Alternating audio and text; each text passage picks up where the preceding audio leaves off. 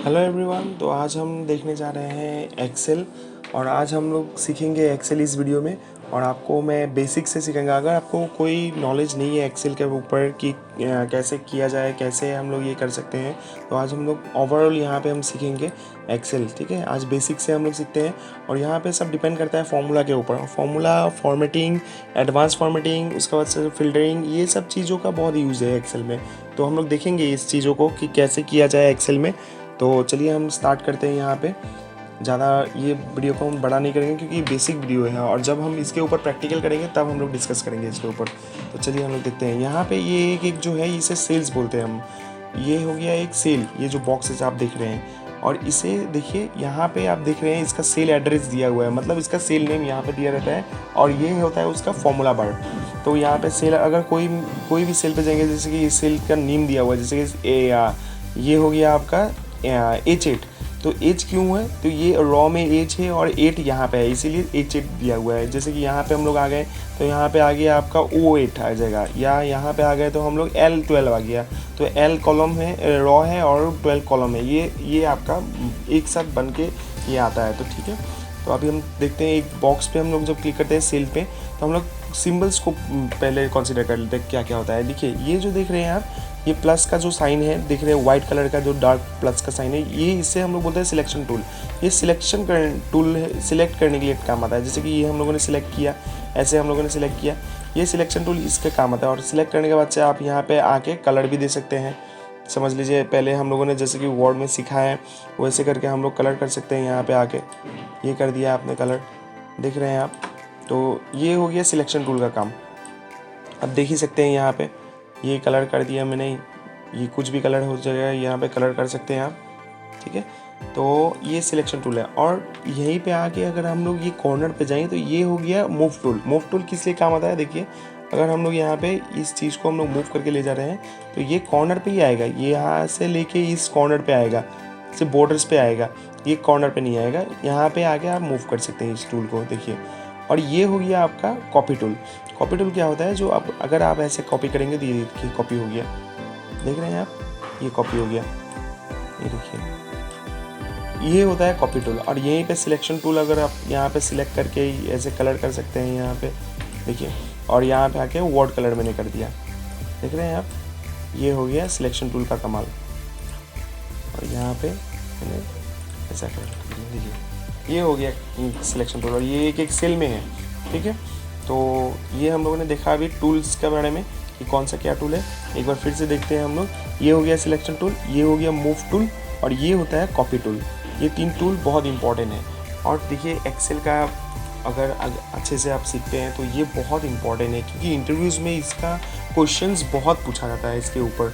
और इसका theoretical knowledge और इसका प्रैक्टिकल नॉलेज और एडवांस फॉर्मेटिंग में तो पूछिए मत, कितना ये मतलब इसका काम है और कितना इसको यूजेस में लाया जाता है।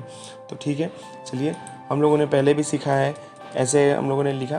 देखिए, इस सेल को आप, ये जो सेल एड्रेस है ना, इसे आप मूव भी कर सकते हैं, बड़ा भी कर सकते हैं। देखिए, ऐसे है ना, ये ए और बी का बीच में जो बॉर्डर है ना, इसे आप पकड़ के ऐसे होल्ड कीजिए। होल्ड एक बार क्लिक कर लीजिए, किसी पे भी होल्ड कीजिए, ऐसा जो प्लस का साइन आएगा उसको आप ऐसे के इंक्रीज़ कीजिए। वैसे ही ए 1 और 2 का बीच में है ना, इससे भी इंक्रीज़ कर दीजिए। तो ये देखिए, सेल का साइज़ इंक्रीज़ हो गया। ये हो गया मैनुअली। हम लोग मैनुअली कैसे करेंगे?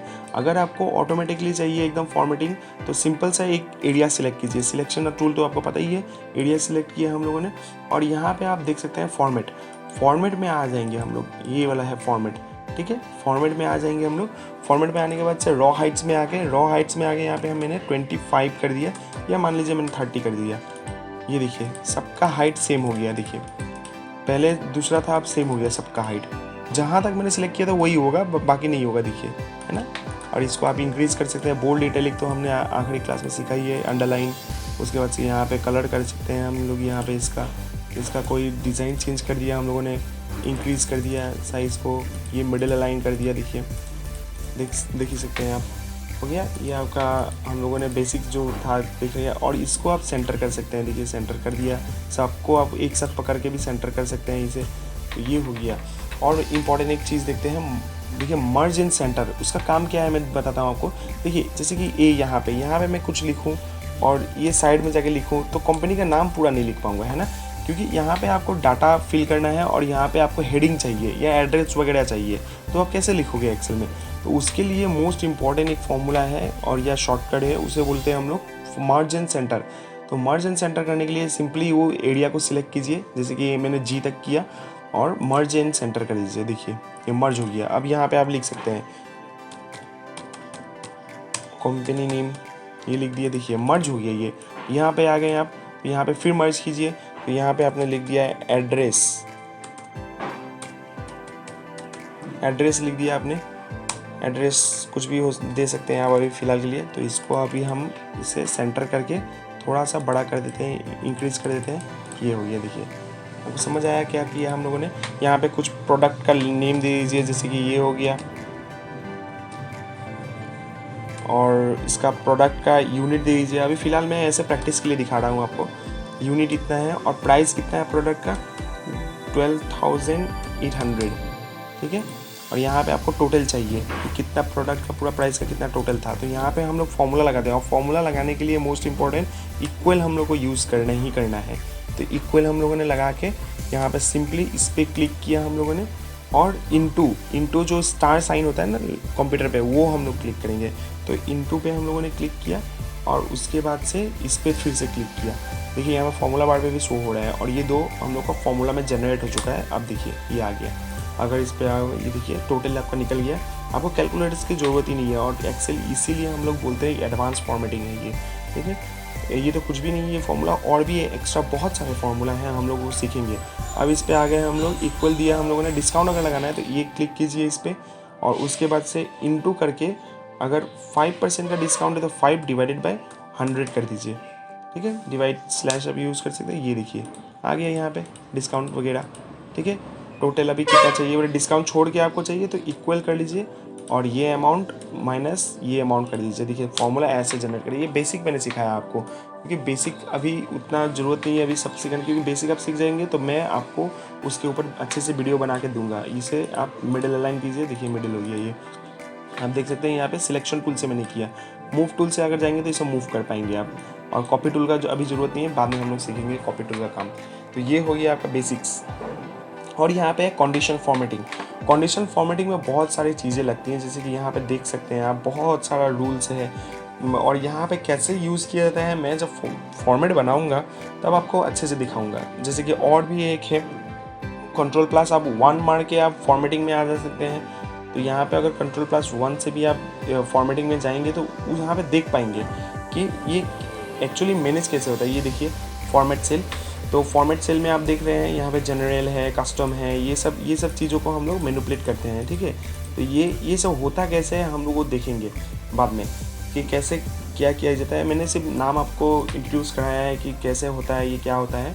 और बाकी ये फॉर्मेट सेल है, फॉर्मेट टेबल है, पिवोट टेबल मिलेगा आपको, तो वो सब भी हम लोग देखेंगे। फ़िलहाल के लिए हम लोग बेसिक जान लेते हैं इसका क्या क्या होता है। और ये हो गया। और यहाँ पे आ जाता है इंसर्ट में।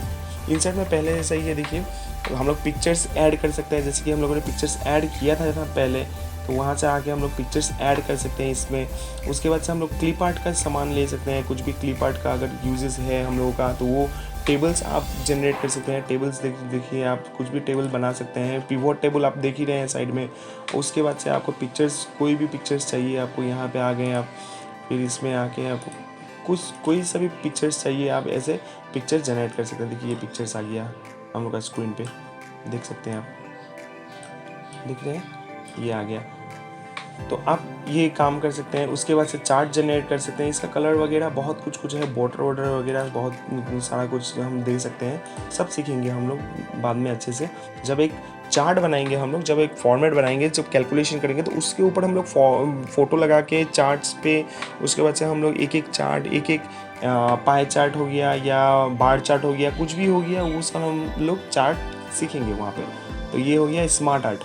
स्मार्ट आर्ट हम लोगों ने पहले भी देखा था, और अभी भी ये देखते हैं, ये ऐसा करके स्मार्ट आर्ट आता है। तो अब ये ऐसा स्मार्ट आर्ट आप ले सकते हैं, कुछ भी लिख सकते हैं इस पर। और इसको मूव करने के लिए कॉर्नर से पकड़ के मूव करना पड़ेगा, ठीक है। ये है क्या स्मार्ट आर्ट। और उसके बाद से और आपका आता है यहाँ पे, समझ लीजिए ये यहीं पे है आपका पाई चार्ट भी हो गया। यहाँ पे बार चार्ट जो मैं बोल रहा था, कॉलम्स आ गया है। यहाँ पे कॉलम में आप ले सकते हैं। सब मैं दिखाऊंगा कैसे कैसे होता है। देखिए ये सब चार्ट्स है, आप देख सकते हैं लाइन चार्ट्स में। ये लाइन चार्ट है, ये हो गया, ये पाई चार्ट के लिए, बार चार्ट के लिए, ये एरिया चार्ट के लिए ये है आपका। तो ओवरऑल चार्ट्स यहाँ पे है हम लोग का। और वर्ड आर्ट भी आप यूज़ कर सकते हैं। वर्ड आर्ट मैंने एक्सप्लेन किया ही हुआ है ये वर्ड पे। तो यहाँ पे वर्ड आर्ट आपने लिखा, कुछ भी आप लिख के यहाँ पे समझ लीजिए कंपनी इन्फो, ठीक है, ऐसे लिख के आप कहीं भी मूव कर सकते हैं ऐसे। देखिए ये काम आता है आपका वर्ड आर्ट यहाँ पे। उसके बाद से पेज सेटअप में आपको तो पता ही है कि पेज को कैसे सेटअप करना है, यहाँ पे मार्जिन कैसे डिफाइन करना है। तो पेज लेआउट्स में आके आप मार्जिन डिफाइन कर सकते हैं यहाँ से। उसके बाद से आप देखिए मार्जिन डिफाइन हो गया ये वाला। और उसके बाद से फिर से आप यहाँ पे ओरिएंटेशन सिलेक्ट कर सकते हैं कि आपको प्रिंट के टाइम में कैसा ओरिएंटेशन चाहिए, लैंडस्केप चाहिए। फिर A4 साइज पेज ले लिया आपने। उसके बाद से प्रिंट एरिया ले लीजिए। तो प्रिंट एरिया लेने से क्या होगा ना, वहाँ पर शो करेगा आपका कि आप कितना एरिया में आपको वो चार्ट्स बनाना है या वो प्रैक्टिकल आपको बनाना है वो चीज़। देखिए मैंने डिलीट किया तो ये एरिया शो कर रहा है। देखिए ये है प्रिंट एरिया, मैं थोड़ा छोटा कर देता हूँ। देखिए ये है प्रिंट एरिया, ये प्रिंट एरिया शो करता है। तो मतलब ये चीज़ क्या है कि यहाँ तक ये आएगा। देखिए यहाँ तक। अब मैं प्रिंट करूँगा यहाँ पे, तो देखिए Ctrl+P क्लिक किया मैंने, तो प्रिंट एरिया में देखिए ये एरिया आ रहा है ना। तो प्रिंट एरिया अगर आप डिफाइन करेंगे यहाँ पे प्रिंट एरिया दे देंगे तो ये पूरा एरिया आपको दिखाने लगेगा, ये कहाँ से कहाँ तक आपको चाहिए, ठीक है। और प्रिंट टाइटल, अगर सब जगह पे आपको टाइटल चाहिए वो और भी है। जब हम लोग प्रिंट करेंगे अगर सब प्रैक्टिकल करके तो देखेंगे कि एक बड़ा सा चार्ट में कैसे टाइटल को हर एक चार्ट में करना है, वो भी हम लोग सीखेंगे धीरे धीरे, ठीक है। तो ये हो गया। और ये फॉर्मूलाज है। और ये डेटा डेफिनेशन में यहाँ पे क्या आता है, यहाँ पे बहुत सारा डेटा को हम मैनिपुलेट करते हैं। यहाँ पे जैसे कि फ़िल्टरिंग हो गया, उसका बाद से एडवांस फ़िल्टर हो गया, बहुत सारा कुछ चीज़ है उसमें हम लोग एक्सेस करेंगे, ठीक है। ये सब व्यू और डेवलपर टाइप का भी काम है। मैक्रोज हम लोग यूज़ करेंगे, विजुअल बेसिक्स यूज़ करेंगे। हम लोग ओवरऑल इस चीज़ को देखेंगे सब, ठीक है। तो अभी मैंने बताया आपको ये सब चीज़ होता कहाँ से अब ला सकते हैं, कहाँ पे रहता है, ये हम लोगों ने सब बेसिक्स सीख लिया। अब यहाँ पे हम लोग एक चीज़ देखते हैं कि ये चीज़ है हम लोगों ने बनाया ये।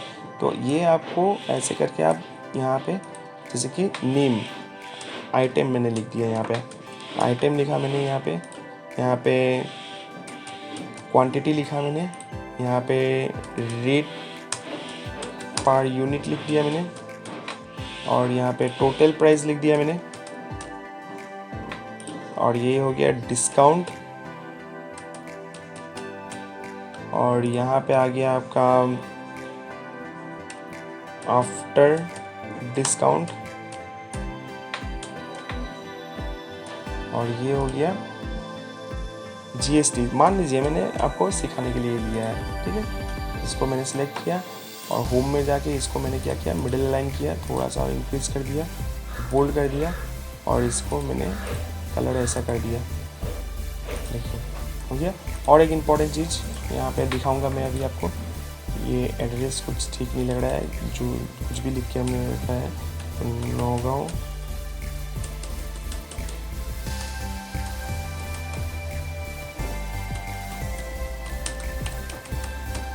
आसाम, ठीक है। तो यहाँ पे हम लोगों ने GST निकालने के लिए इक्वल किया, हम लोगों ने टोटल प्राइस को हम लोगों ने लिया इंटू करके 18 डिवाइडेड बाय 100 कर दिया हम लोगों ने। तो देखिए GST भी निकल गया यहाँ पे हम लोगों का, ठीक है। तो यहाँ पे ऐसे ही कुछ और यूनिट्स ले लेते हैं, जैसे कि कंप्यूटर कितना 12 यूनिट, और रेट हो गया उसका 10,500। और यहाँ पे टोटल के लिए अब देखिए एक चीज़ इंटरेस्टिंग है, यहाँ पे प्रिंटर भी ले लेते हैं हम लोग, प्रिंटर।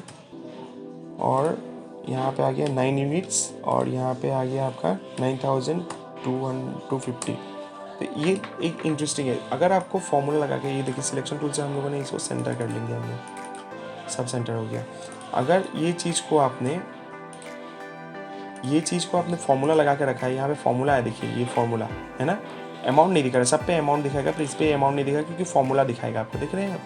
अगर आप इस चीज़ को अब बार बार फॉर्मूला नहीं टाइप करना चाहिए, यही खासियत है इसमें एक्सेल में। आपको अगर एक शीट में 100 डाटा भी है, अगर आपको कैलकुलेट नहीं करना है, कैलकुलेटर से तो करना ही नहीं है, तो उसको आप क्या करेंगे, सिंपली आप उसको जनरेट कीजिए सिंपल इसको कॉपी कर दीजिए। तो इसको कॉपी कैसे करेंगे, कॉपी टूल से आके ऐसे कॉपी करेंगे, देखिए उसका रेट आ गया, उसका ये फॉर्मूला लगाया हुआ है ना, इसीलिए वो फॉर्मूला नीचे तक पेस्ट हो गया, फॉर्मूला पेस्ट हुआ है। ये मत सोचिएगा कि आप अमाउंट पेस्ट हो रहा है, देखिए फॉर्मूला का अनुसार ये चीज़ आप चेक भी कर सकते हैं कैलकुलेटर से, आप कैलकुलेट करके। तो ये देखिए फॉर्मूला आपका उसके साथ एंटर हो गया।